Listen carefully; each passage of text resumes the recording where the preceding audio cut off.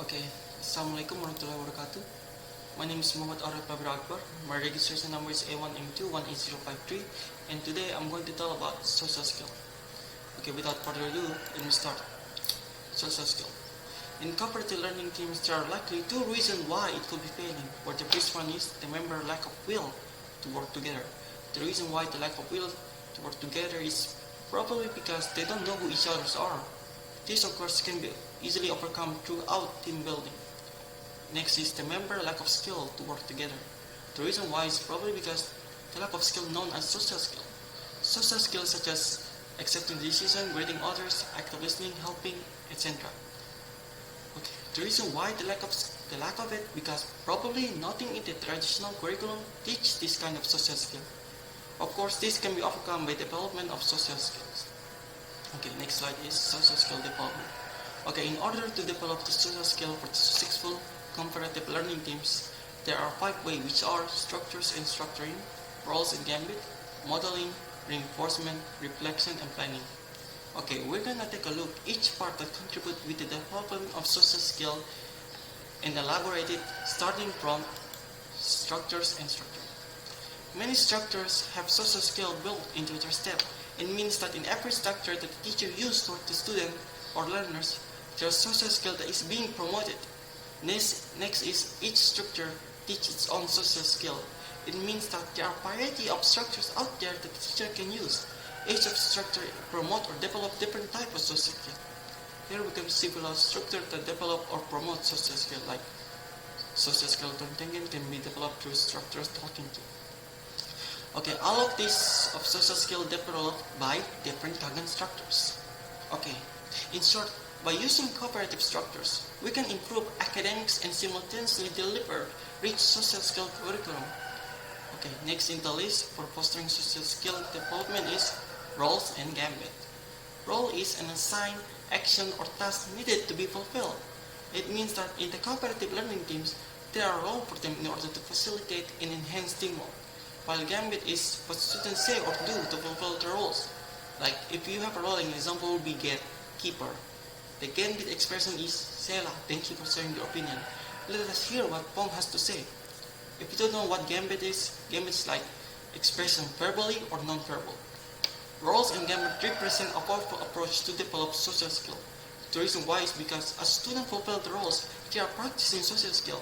And since there are many roles in the cooperative learning, students can have opportunity to play as many roles, and thus they will going to be introduced with a range of a lot of important skill. Okay, let us move on to the next slide, which is social roles and corresponding social skill with gambit example.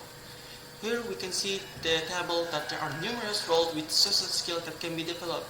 An example of gambit's roles, like one of them is the role encourager. Social skill that being developed is encouraging and motivating, where encouragers is try to motivate teams to participate and do well. Example gambit is let's listen to Pete. Here still the same with previous slide. Social role and corresponding social skill with gambit examples. Okay, let us move on to the next slide. Modeling. Modeling is a way to communicate to students. Modeling is also a brain-based learning. What it means by that is that whenever we watch a behavior, the neurons in our brain fire as if we were performing that behavior. Without a word of instruction, we reset brains by what we model and by the model we provide for student.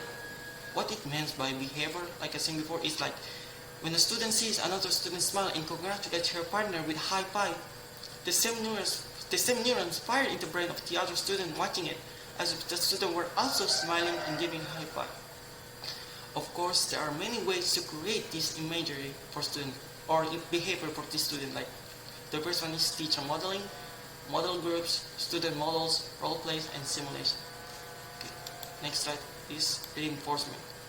A reinforcement, or also known as a reinforcer, is anything that strengthens the probability of a behavior. Like the way to doing that is by increase the use of social skill by giving positive attention whenever the social skill are being used.